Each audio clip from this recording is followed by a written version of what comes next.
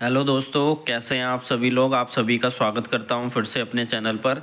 Guys, आज हम इस वीडियो में एक और नए लीगल टॉपिक को समझने वाले हैं जो हमारा नेगोशिएबल इंस्ट्रूमेंट एक्ट से संबंधित है, जिसे हम हिंदी में परिक्रम्य लिखित अधिनियम कहते हैं। यानी कि परिक्रम्य यानी नेगोशिएबल, लिखित यानी इंस्ट्रूमेंट, अधिनियम यानी कि एक्ट, इसको हम कहते हैं। अब इससे रिलेटेड कुछ इम्पोर्टेंट जानकारी जो मैं इस वीडियो में आप सभी को देना चाहता हूं, तो सभी लॉ के स्टूडेंट्स से मैं ये कहना चाहता हूं कि वीडियो को एंड तक ज़रूर देखिए, तभी आपको कंसेप्ट अच्छे से समझ में आएगा। और स्टार्ट करते हैं। परिक्रम्य लिखित की परिभाषा जो है वो सेक्शन नंबर 13 के अंतर्गत दी गई है। परिक्रम्य लिखित यानी कि नेगोशिएबल इंस्ट्रूमेंट वह लिखित दस्तावेज है जो हस्तांतरण यानी नेगोशिएशन द्वारा एक व्यक्ति से दूसरे व्यक्ति को दिया जा सकता है। और इस नेगोशिएबल इंस्ट्रूमेंट के प्रकार क्या क्या हैं, परिक्रम्य लिखित के प्रकार कौन कौन से होते हैं, वो होता है। सबसे पहला प्रकार है प्रतिज्ञा पत्र, जिसे हम प्रोमेजनरी नोट कहते हैं। दूसरा है विनिमय पत्र, जिसे हम बिल ऑफ एक्सचेंज कहते हैं। और तीसरा है चेक, यानी कि जिसे हम चेक कहते हैं। उसके बाद बात करें प्रोमेजनरी नोट के बारे में कि किसे कहते हैं, किस सेक्शन में इसके बारे में बताया गया है, क्या आवश्यक तत्व हैं इसके। तो प्रोमेजनरी नोट, जिसे हम प्रतिज्ञा पत्र कहते हैं, section number 4 of negotiable instrument act के अंदर डिफाइन किया गया है। प्रतिज्ञा पत्र वह लिखित दस्तावेज होता है जिसमें एक व्यक्ति किसी दूसरे व्यक्ति को निश्चित धनराशि का बिना शर्त वचन देता है। यानी कि कोई निश्चित धनराशि है उसका बिना शर्त वचन देता है, उसे हम प्रोमेजनरी नोट कहते हैं। अब इसके आवश्यक तत्व क्या हैं? ये लिखित होना चाहिए, दूसरा है बिना शर्त वचन होना चाहिए, निश्चित राशि होनी चाहिए और निर्माता के हस्ताक्षर होने चाहिए और देय व्यक्ति निश्चित हो। ये सारे इसके इम्पोर्टेंट एसेंशियल पॉइंट्स हैं। बात करें बिल ऑफ एक्सचेंज के बारे में, जिसे हम विनिमय पत्र कहते हैं, तो सेक्शन नंबर 5 के अंदर इसे डिफाइन किया गया है। इसके बारे में बताया गया है कि विनिमय पत्र यानी बिल ऑफ एक्सचेंज एक ऐसा लिखित दस्तावेज है जिसमें एक व्यक्ति दूसरे व्यक्ति को तीसरे व्यक्ति को उसके आदेश पर भुगतान करने का निर्देश देता है। यानी कि यहाँ पर 3 व्यक्ति शामिल हो गए बिल ऑफ एक्सचेंज में। पक्षकार कौन कौन होते हैं? ड्रोवर, ड्रोई।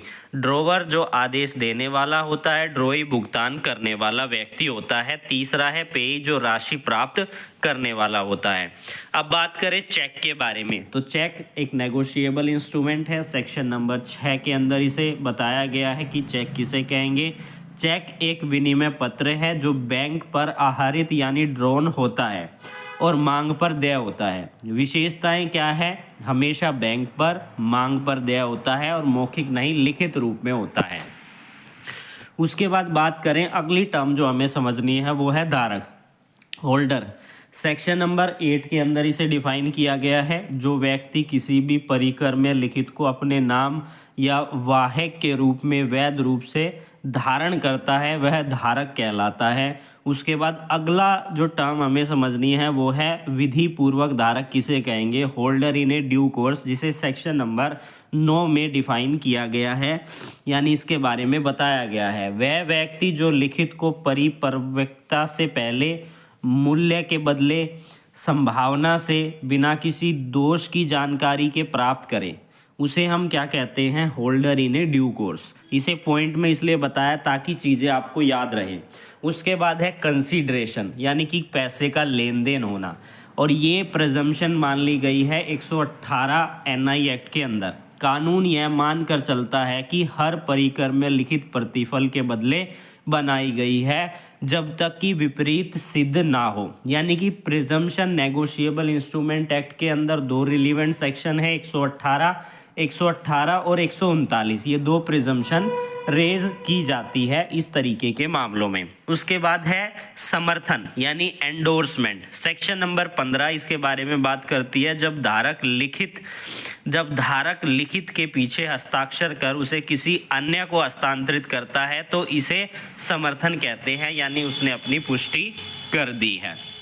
समर्थन के प्रकार जैसे कि ब्लैंक एंडोर्समेंट हो गया, स्पेशल एंडोर्समेंट हो गया, रेस्ट्रिक्टिव एंडोर्समेंट हो गया, ये सारी चीज़ें आती हैं। उसके बाद है लिखित का हस्तांतरण। वाहक लिखित केवल सुपुर्दगी द्वारा, आदेश लिखित समर्थक प्लस सुपुर्दगी द्वारा। उसके बाद है क्रॉसेज ऑफ चेक के बारे में बात की गई है। सामान्य क्रॉस, विशेष क्रॉस और प्रतिबंधित, जो कि अभी हमने डिस्कस किया था।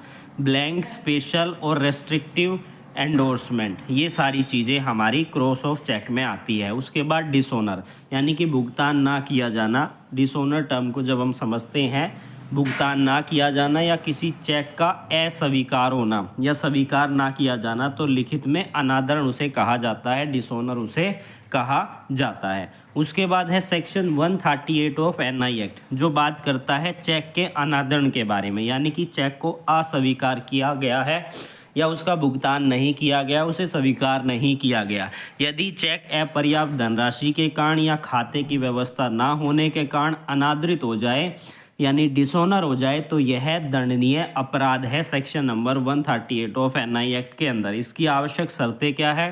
वैध ऋण के लिए कोई भी चेक दिया गया हो या देनदारी वैध ऋण के लिए होनी चाहिए, लीगली देनदारी होनी चाहिए, 3 महीने के भीतर प्रस्तुति होनी चाहिए, 30 दिन में नोटिस दिया जाना चाहिए और 15 दिन के में भुगतान ना होने पर ऐसा मामला जो है कोर्ट में लाया जाता है चेक बाउंस का केस का।